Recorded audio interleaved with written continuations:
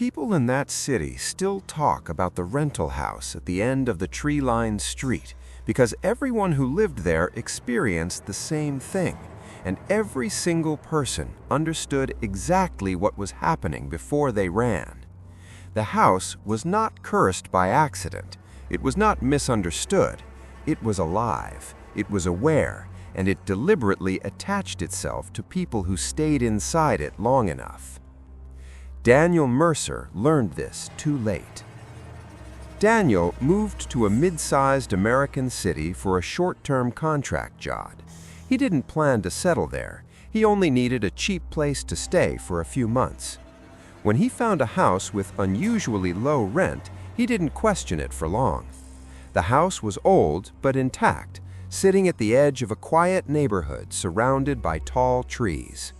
The street was calm. The location felt isolated but safe. The landlord acted nervous during the lease signing. When Daniel asked why the rent was so low, the man answered honestly. He said people never stayed long. When Daniel asked why, the landlord said the house caused problems for tenants. He refused to explain further. Daniel moved in anyway. On the first night, Daniel noticed something immediately wrong. The house was silent in a way that didn't feel natural. There was no background noise at all.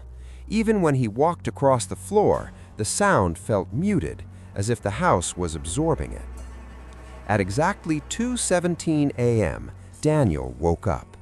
He heard footsteps in the hallway.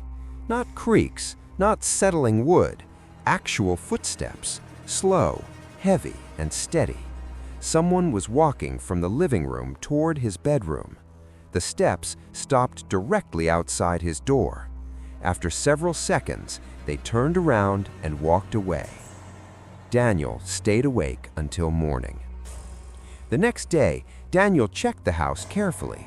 No doors were unlocked, no windows were open, no signs of anyone else. He told himself it was stress or imagination, but the house continued.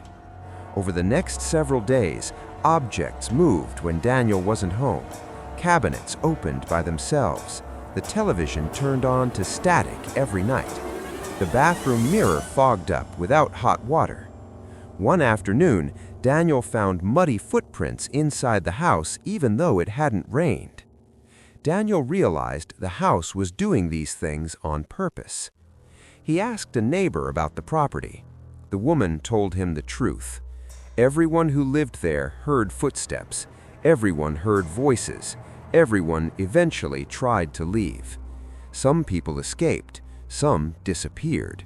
The woman said the house picked certain tenants and refused to let them go easily. That night, Daniel had a dream that explained everything clearly. In the dream, he stood in the living room, unable to move. A tall, dark figure stood near the wall. The figure spoke plainly. It said the house was not a building. It said the house was an entity that needed human presence to exist. It survived by learning people, names, habits, fear. Once it knew someone well enough, it attached itself to them well enough. Daniel woke up knowing the dream was not imagination. From that moment forward, the house became aggressive. The whispers started saying his name. The footsteps came every night. The house reacted violently when other people visited. Lights flickered, doors slammed. One visitor felt hands on his shoulders when no one was behind him.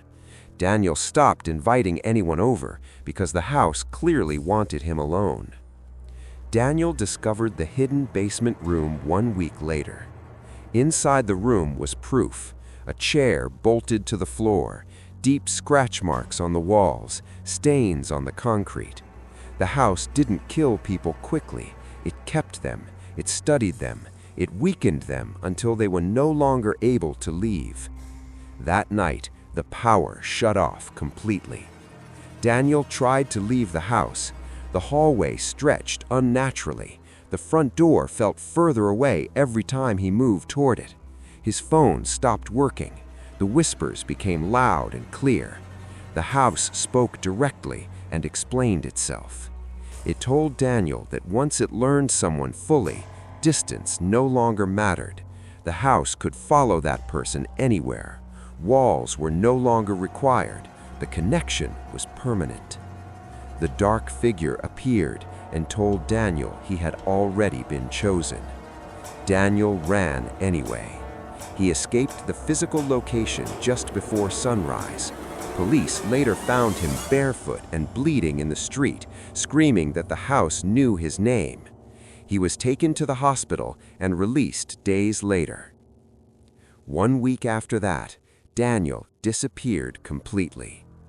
Authorities investigated the address. The house was gone. Not destroyed, not abandoned, gone. There was no record of demolition, no foundation, no explanation. The truth is simple and clear. The house no longer needed a building. Daniel had become the place it lived. That is what it means when people say the house followed someone home.